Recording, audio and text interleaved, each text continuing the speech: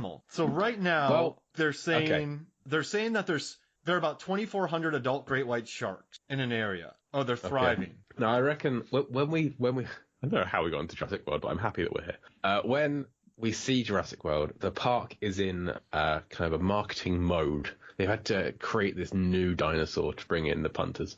So maybe the great white shark feeding show is a new introduction to get more people in. They've had the mosasaur. They didn't know what to do with it. They discussed beforehand feeding it a great white shark as part of a show.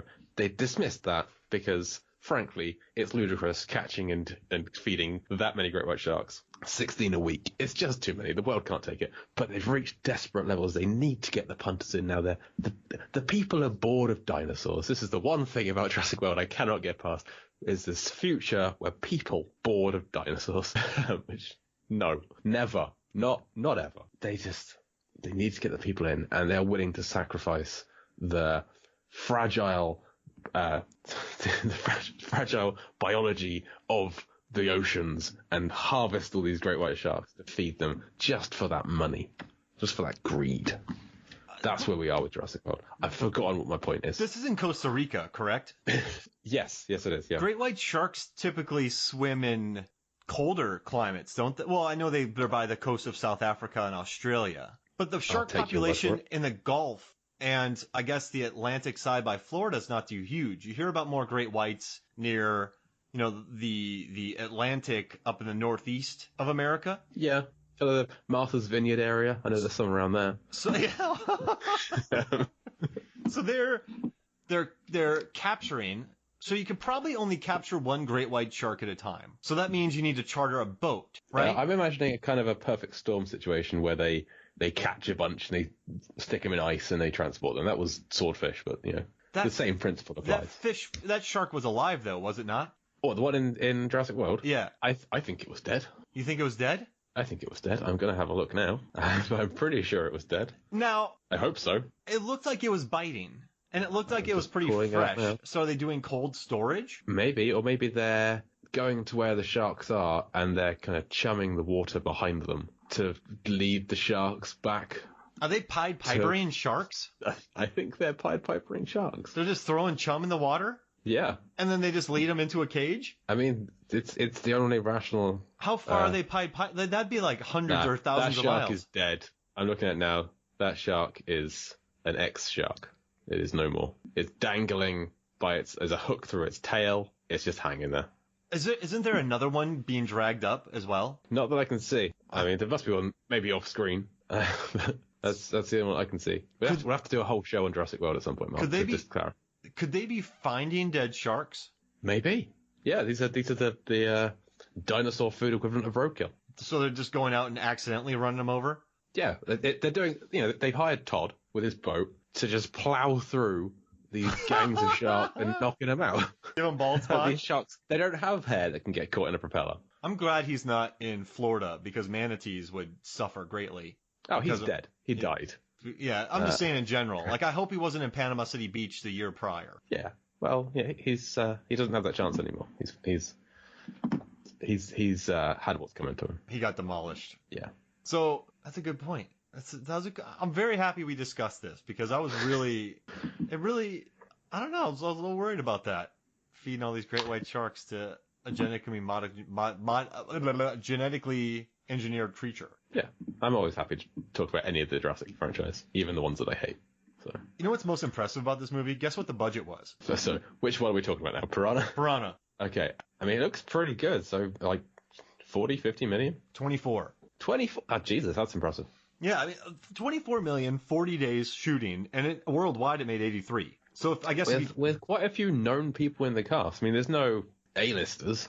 I mean, I'm not sure back then who would have been the highest rank. You had Oscar winners. Dreyfuss and Shue. Oh, of course, yeah. And Paul Christopher Scheer. Lloyd doesn't have an Oscar. That's a crime. Yeah, I know. Great Scott. Hey, great Adam Scott. Hey. But no, it pulled in 83 million worldwide. It was written by the guys who wrote it, you're going to maybe get this. And you're going to get where Alejandra came in here. The guys who wrote it wrote Good Luck Chuck, Sorority Row, and Jigsaw, Good Luck Chuck is that last one. That's a Dane Cook movie. Sorority Rose, the remake. So you can tell that these dudes wrote this movie. Good Luck Chuck is not a good film, but I can see Dane Cook in the Jerry O'Connell role. Good luck. But Dane Cook would play it straight. He would play it like not comedically, because that I feel like is what Dane Cook is like in real life. Is the Jerry O'Connell role. Oh, that's it. I feel like Derek Jones is based on Dane Cook. I do not accept this. I never met the guy, never seen an interview, just based on roles of his that I've seen. Movies, Films, and Flicks does not endorse this. But yeah, they kind of wrote, that seems right. Yeah? Yeah. And you know the production designer, I worked with him on a movie called Jay Mansfield's Car. Okay, I keep meaning to watch that. Yeah, it's good. I mean, yeah, it's fun. I was a stand-in, and I just watched him all the time. He wears a cowboy hat everywhere. And you know the scene at the end, they dug a massive man-made lake and filled it up in this movie. Well, yeah. It's pretty cool, huh? They did that for 24 million. That's good.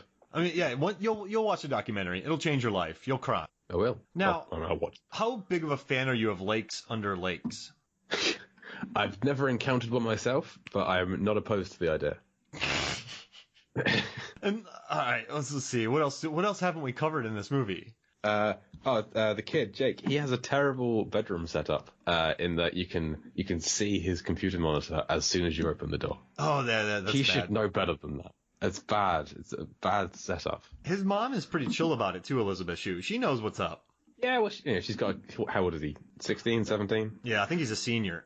So 17. This can't be the first time she's walked into his room without knocking. Yeah, you're right. And I have a question. Every movie, there's always a character with movie posters or band album on their walls. Did you have any movies or band stuff on your walls growing up? Not when I was at home. As soon as I moved to university, I had a lot of film posters because I'd moved out and was trying to have a personality and like a reason for people to like me. And I thought, I'll be the movie guy. So I bought a load of movie posters and stuck them up. But growing up, no, nothing. No, you didn't. Actually, I had some pictures of fish on my wall. Actually, I had a calendar of I used to really like fish and like tropical fish. So I had a tropical fish calendar, and I liked the photos so much that I framed them and put them on my wall. So that relates to this somehow. None of them were piranha. But, yeah. I had a blind fish that got its eyes bit out by another fish, and I fed it for about 6 months to a year maybe, and then the fish finished it off. No, that's. I trained it to come to the top of the tank, and I fed it. That's sad, but still better than me, who never had a fish. Yeah, I'd never had a pet growing up. Always wanted a pet. Never had one. Maybe in college, I should have thought about that in college a little bit more. Like, hey, this fish, I don't know what its quality of life is, but I just liked feeding it.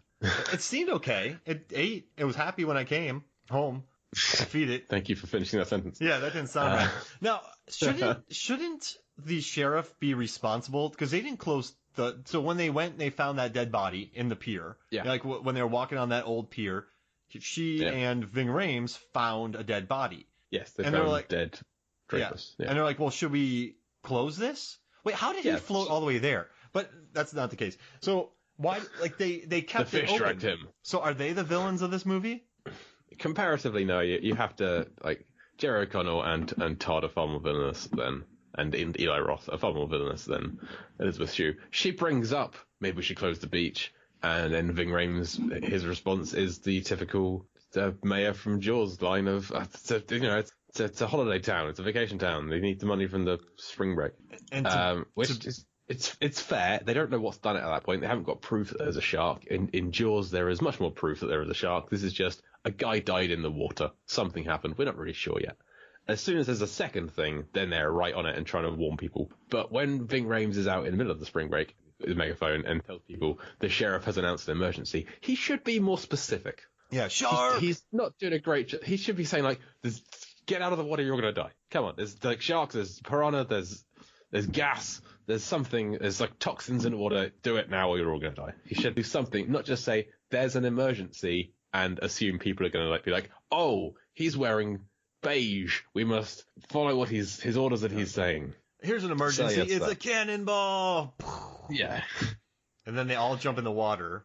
They all jump in the water. And I like that the first piranha attack's just a lady getting her butt bit. That's the thing. If you're a nameless character in this film, the fish go for the nameless women before they go for the nameless men. Oh, the parasailer? Yeah, the parasailer. That's a horrific scene. She just gets her legs munched off Yeah, while the guys and are she cheering. just continues to parasail. Dead. Oh, like, you know, the original lady they cast for that got arrested on another shoot, so then they had to bring somebody else to do that again. Oh, wow. What was she arrested for? Well, they were shooting, I guess they said that they were shooting like a hardcore sex thing without a permit, and a bunch of people, like at a house, and a bunch of people got arrested for it, so they had to cast a new That makes sense. adult star actor. Given the role she's playing in this, that makes a lot of sense.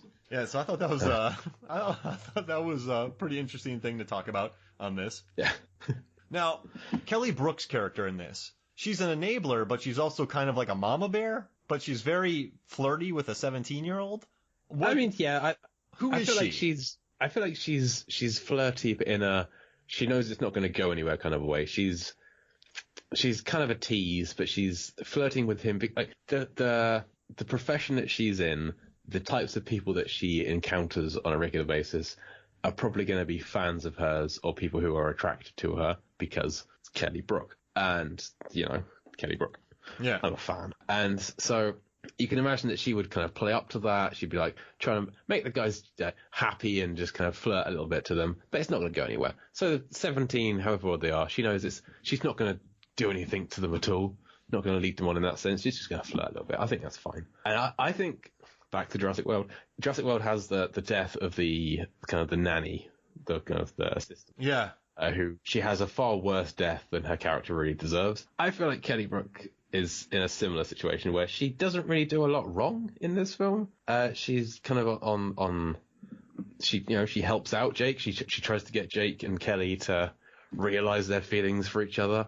Yes, it's via a tequila shot off of her body when she's had too much to drink already. Which Jake does the shot in the wrong order. Yeah. It's supposed to be salt, tequila, lime, and he goes tequila, salt, vomit, which it's the wrong order. Vomit or not, it's the wrong order. But yeah, I feel like she didn't deserve that death. And her death is one of two hair-related deaths in the film. Yeah. Which I don't know if that's a sexist comment on, women spend too much time on their hair. They should be killed for it. I don't know if that's what the film's trying to suggest. Probably not. But it's a reading that I took away from it. And she was being pretty terrible. She was being pretty terrible on that rope too. Like she was kind of being a brat, which wasn't like her character. Yeah, I mean it's an intense situation. Maybe she'd been putting up a bit of a front beforehand. She just lost everyone that she came there with. Crystal and Derek and Paul Scheer had all disappeared. One of them was still alive somewhere, but no one knew. And so I can understand her being a little bit rattled. Yeah, and just wanted to try and get to safety. She could have been a lot worse. She was there. She was like keeping the kids safe and trying to help out, and she was okay going first to kind of test the rope out. Just was unfortunate that her hair was too long that piranhas could grab it. Oh. And then she was being attacked by piranhas. I can understand flailing and panicking. You got me feeling bad for this character now. But I mean, they killed off Adam Scott. They killed off everybody. They supposedly killed off Ving Rhames. But they all went down as heroes. She had her death was not glamorous. Yeah, I think she should have survived, and Ving Rhames' self-sacrifice should have survived, and the two of them met up at the end and fall in love. Oh, and then he gets his new bionic legs. Yeah.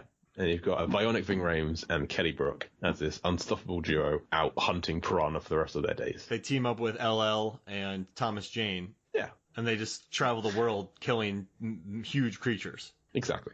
Killing whatever crosses their path. Oh my gosh. I love that. It's a film we want to see, right? Yeah. No. And the Adam Scott death, I'd forgotten that happened, and I was saddened by that as well, because again, he's been a nice guy. He's ostensibly our action hero. He is the Thomas Jane role of this film. Well, I suppose Elizabeth Shue is more the Thomas Jane role. Adam Scott is the LL Cool J role of this film. And you kind of feel like there's going to be some kind of a romance built up between him and Elizabeth Shue.